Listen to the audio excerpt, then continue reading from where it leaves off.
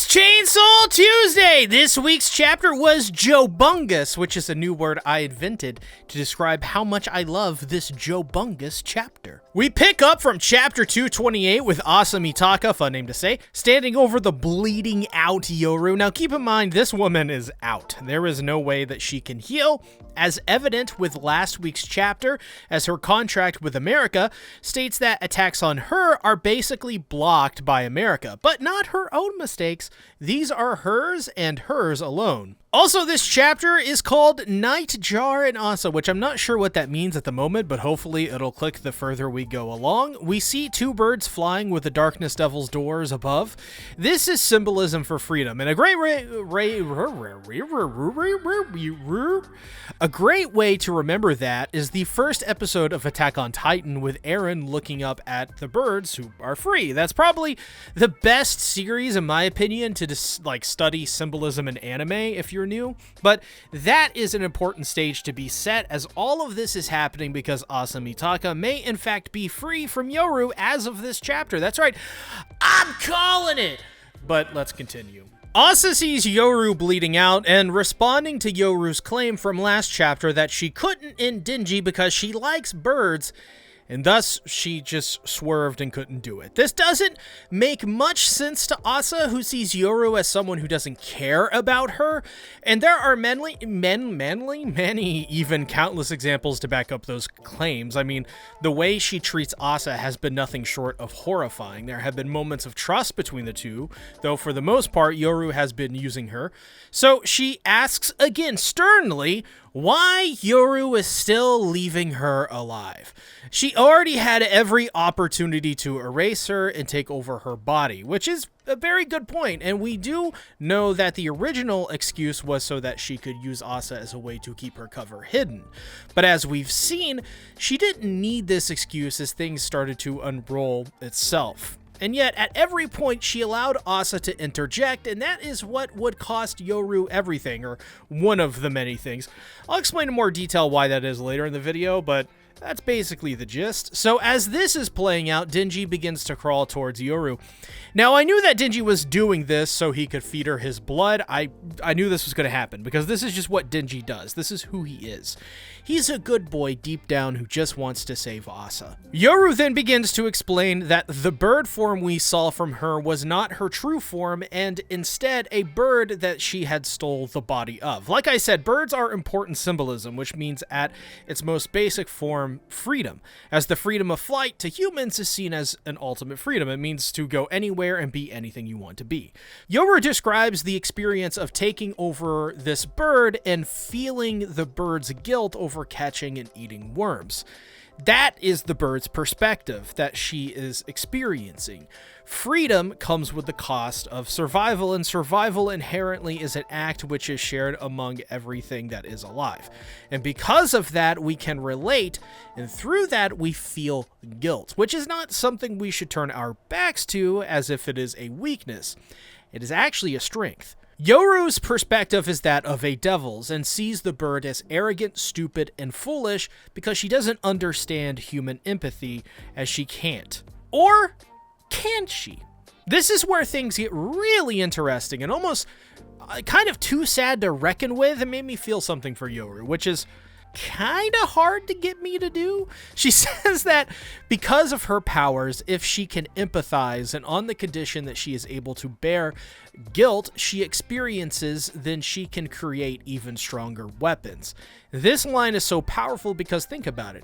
Isn't this just what being a human is like? I mean, let's reword what Yoru says here to make more sense to us as a little bit of an exercise. If I empathize, if I am able to bear the pain of other people, then I can help others become stronger. See? To empathize means to understand another person's perspective, and to bear the guilt of another person is Yoru questioning if she can take on the burdens of another person and digest them and understand them. And if she is able to do that, then she herself can become stronger. She can turn her empathy into a weapon that makes her more powerful. Now, it is important to understand that words like strong and power in the context of Yoru is very much a dirty word, and we shouldn't ignore that. She doesn't use these things or uses these words as humans would. Or, well, at least, normal, well-functioning adults with no rotted out, greedy brains. However, the fact still remains that what Yoru is saying here isn't that different from what a normal, empathetic human being would say, and that is the most fascinating part to me. She continues to say that she tries to understand Asa's guilt, but in the end, she couldn't comprehend it. This highlights another different shade of color for Yoru that, dare I say, spells out quite a complex feeling for Asa. Not being able to understand her means she put in a lot of effort to do so, and that says a lot about Yoru that I didn't think could be said. She tried to empathize with her, yes, to grow stronger, but remember, she didn't kill Asa or erase her. She failed and let her remain alive. Asa Mitaka is a very complex human being herself. She's not the easiest to understand, and her feelings are multitude, always firing off every second inside of her head. I've been told, for just an example here, that I'm an empathetic person who understands others very well. I've been called an ethereal spectator. I've been called just stuff like that a lot. And not even I can easily take Asa's character and break her down for you, no less understand her completely. And a part of this is no doubt due to the gender gap. I am a male and I go ooga booga and I cry a lot and hope nobody tells me to shut up or something, because that would make me cry more. But Asa is strong. She's weak though. She's also tough and robust, yet also easily breaks. She gets excited when she uses her college funds to break into a prison to save Denji. Yet she also wants to die because she is a failure, or a self-perceived failure.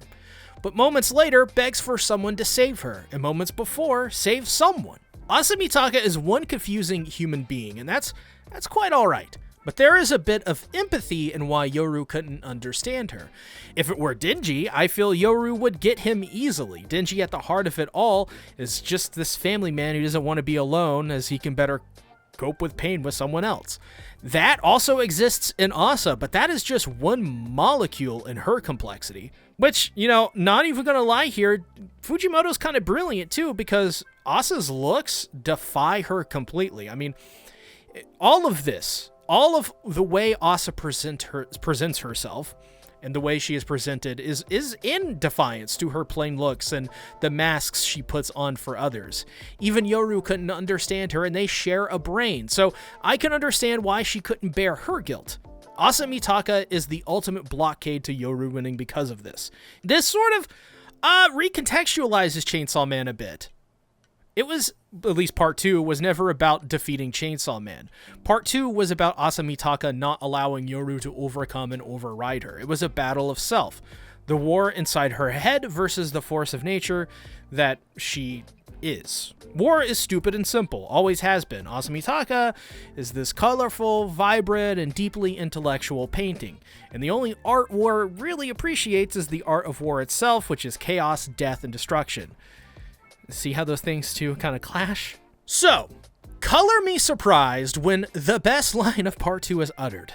Asa, the things you think are sins are nothing in a devil's eyes. If that bird too had been able to fly, thinking only happy thoughts.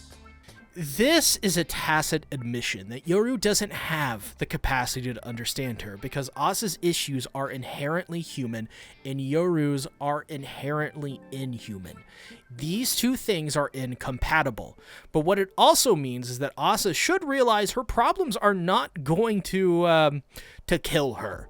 They aren't going to bring her down or sink her chances at happiness. On the surface, these comments that she has made here make Yoru seem like she's being her arrogant self and telling Asa her feelings are nothing. But this is not what she is saying. She is saying that her problems are ones that can be overcome. Devils are pure evil, truly evil incarnations of human fears. They are the embodiment of the worst humanity has to offer. When you put that into context next to Asa, you see things start to make a lot more sense.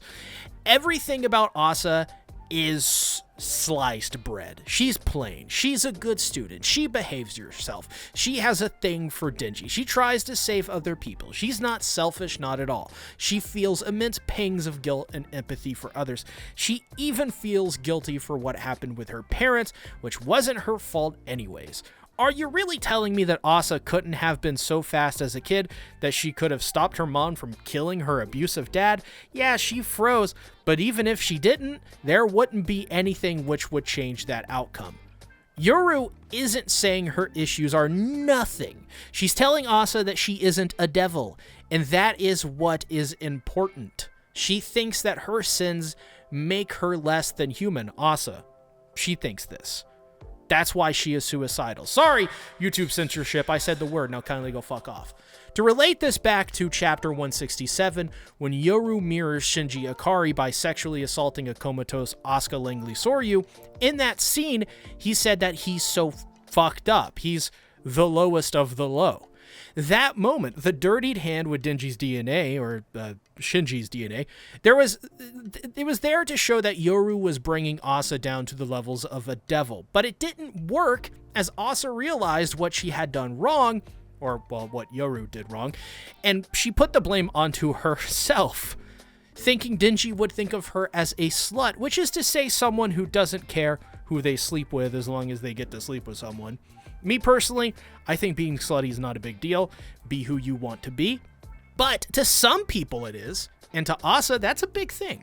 Now this is all to say that Asa got too into her own head and just assumed that she was a devil because of the inciting incident, which is her father's murder. Really didn't have much to do with what happened in 167, as it had to do with the deep buried trauma of her father's death. That unresolved trauma did a number on the poor girl. But this is what led her to today. This is what made her who she is and why it makes her one of the morally strongest characters in the entire series. Asa is basically an angel by everyone else's standards. Her guilt and worry drove her to create a shell around her. Sure, that's fair, but it was more or less a place where she could safely retreat and develop slowly and over time. She never got to flourish because it wasn't her time to. Now is her time. It is all working out for her finally, because this is what she needed all along, to understand that her issues and her pain aren't what make her broken. It is what makes her complete and whole. It is what allows her to feel guilt and empathy in a world where survival is the basis for all of our lives and clouds everything. It's what has allowed her to trust devils like Yoru, to become, well, in the past, trust devils like Yoru. We're talking past tense there. But it's also allowed her to become friends with devils like Lil D. In her case, literally even change the embodiment of death itself, dare I say. But Asa Mitaka got a little bit of Toru Honda in her, which all of you should watch Fruits Basket, by the way. And, just to make more comparisons here, Toru loves Kyo, right? He's a cat, and Asa loves cats.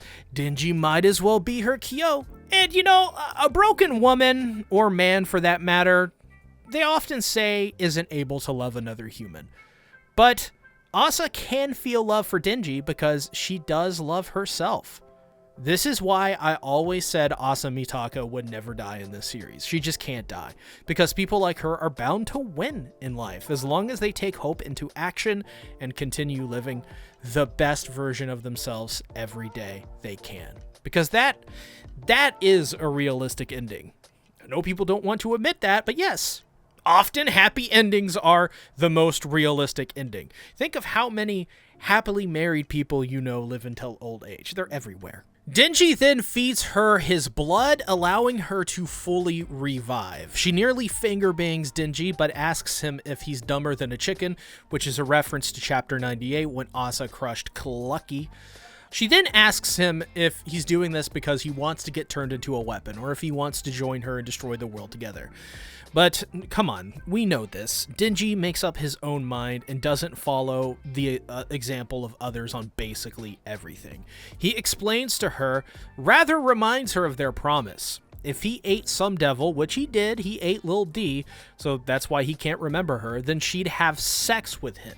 And so hearing this, she breaks out into laughter. Laugher?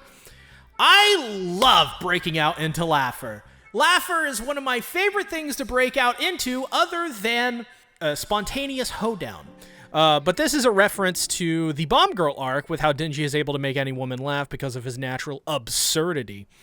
So as a concrete pillar falls on the two, no doubt leading to Yoru saving herself and Denji in a romantic gesture that will make me most likely vomit, the chapter ends. Being a partner with Gamer Subs. If you use code CTactics, you get 10% off all of your orders.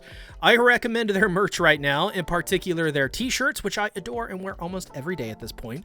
But you can also pick up some of their waifu cups along with a tub of your choice for a decent price. Thank you for the support.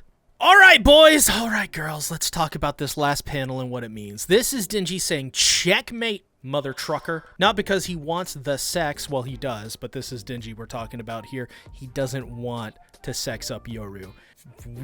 We know. We know that. He's telling Yoru that a promise is a promise, and now she must keep that bargain. And remember the comment, to the victor goes the loser. Oh, Yoru. Yoru, you messed up, girl. That's your own words. He is doing everything in his power to make Yoru admit defeat, and mark my words, chapter 230 will be the moment that Yoru does so and gives control back to Asa. I don't mean sex, by the way. They're not going to do the sex. This is just another way to get Yoru to admit defeat. That's all there is to it. All this is. I don't think Denji has much interest in Yoru sexually. I mean, she's a coward, for one, and Denji likes dominant women. See the issue there? This is the guy who actually slept with Yoru and didn't make a single move on her even when she was sleeping.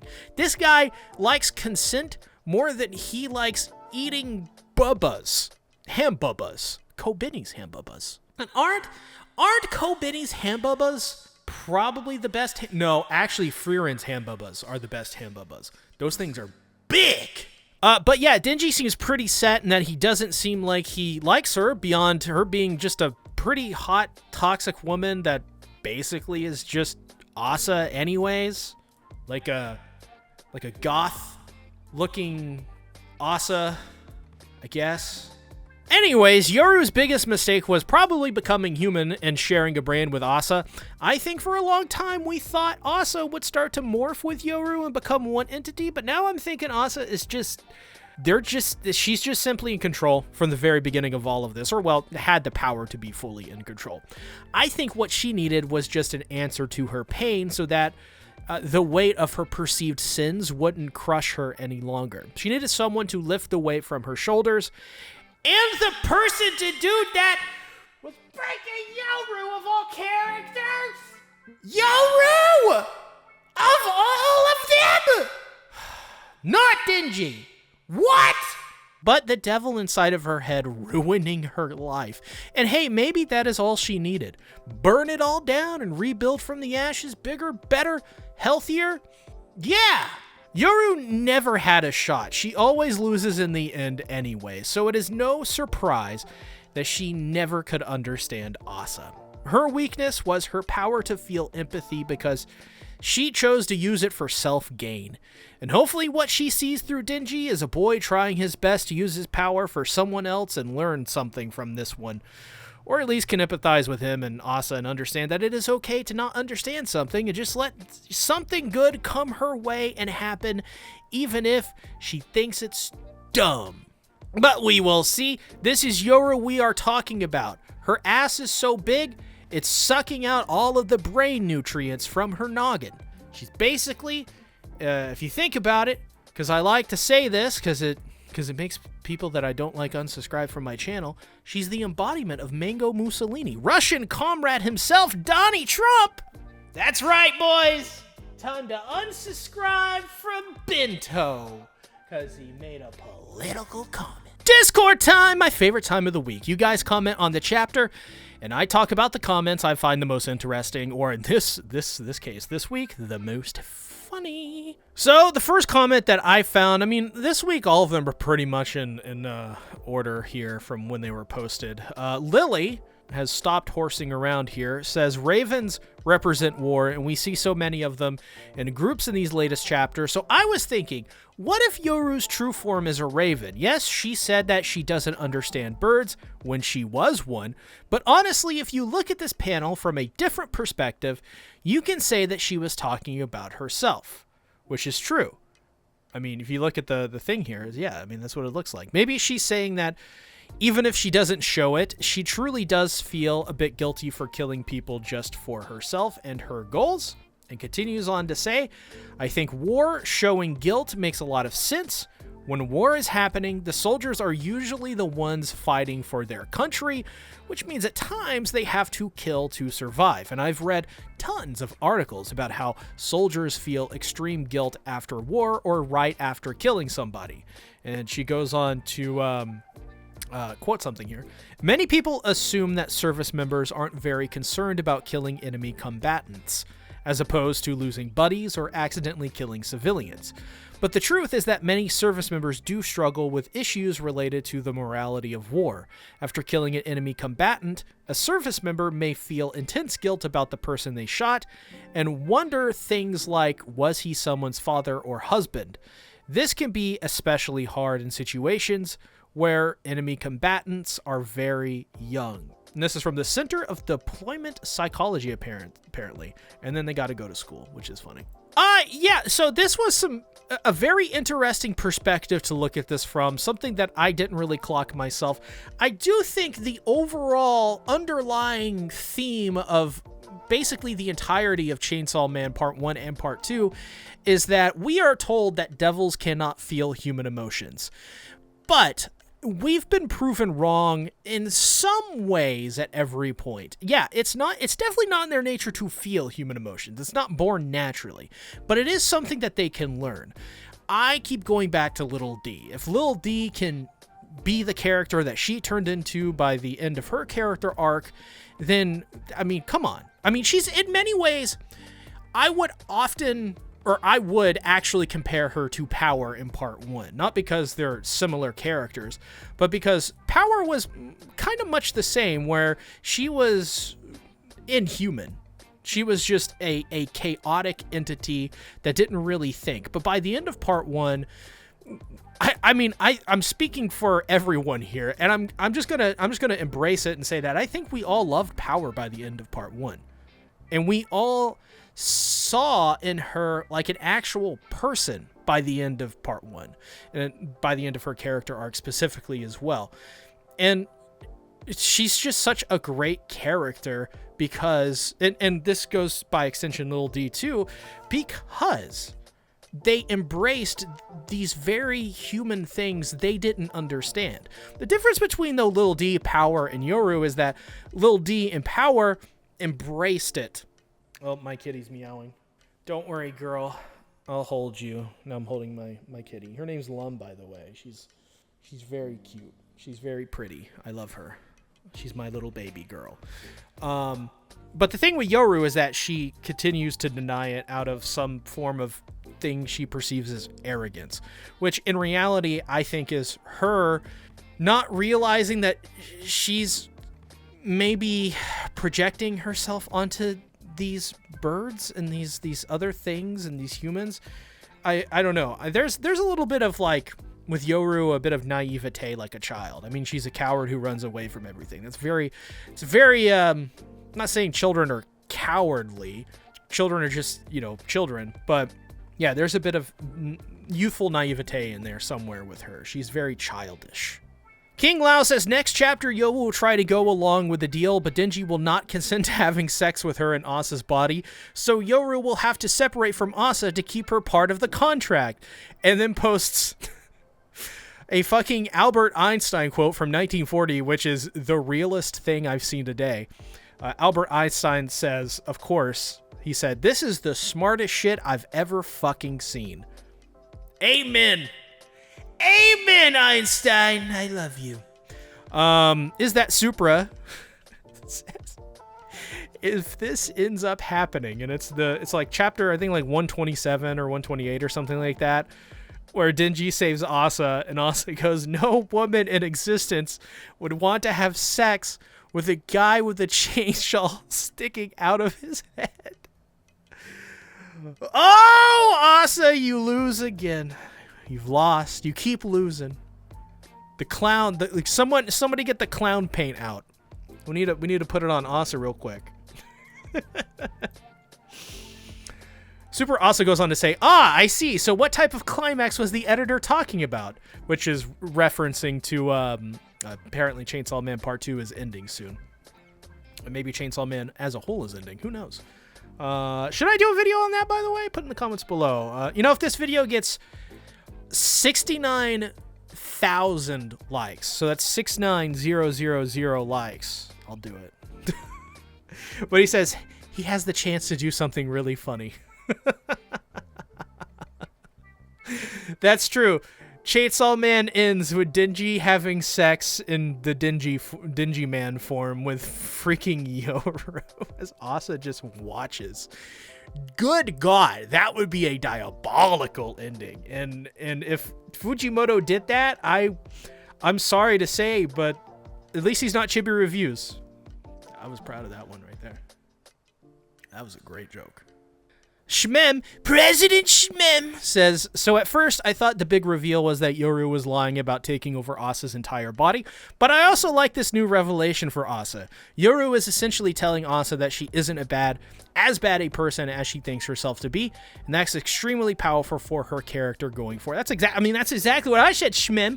Maybe you plagiarized my video before it even came out. I don't know. I'm joking, but yeah, no, this is very true. I think this is one of the big points from this chapter is that Asa needed someone to tell her that she wasn't a bad person. And I think it means more from Yoru because Yoru's actions didn't make sense to her. And she was looking for an answer. And this all hinges on Yoru not killing Asa. That's basically what this hinged on the entire time. Was Yoru feeling some sort of way about Asa and not being able to do it. Once again, bird symbolism, just saying. Thank you, Attack on Titan. Is that Supra says, Yoru saying this about what the bird was thinking reminded me of Yuko. And then he spots from chapter, what was it, like 117? I can't remember. Yuko is saying, if only I could read birds' minds too. So that's a good bit of foreshadowing. October replies, they say, yeah, birds are the part 2 symbolism, also the symbolism for Asa. D is closely tied to birds too. We often see them appear with her, and we see them share her meals, that's true. I mean, Lil D literally summoned birds. So that's a big thing as well. And yeah, birds are very big, very, very big symbolism in this part of Chainsaw Man. And finally, of course, we have our thoughts on 229, what my community thought. And basically, yeah, people overwhelmingly rated this Peak. It got over 10 votes for Peak, which I agree. Also, Peak's a very good game. And if you join the server, maybe we could all play it together. Wouldn't that be nice? Check out my other Chainsaw Man and Done It On videos now on the screen. Make it a great day or not. The choice is yours.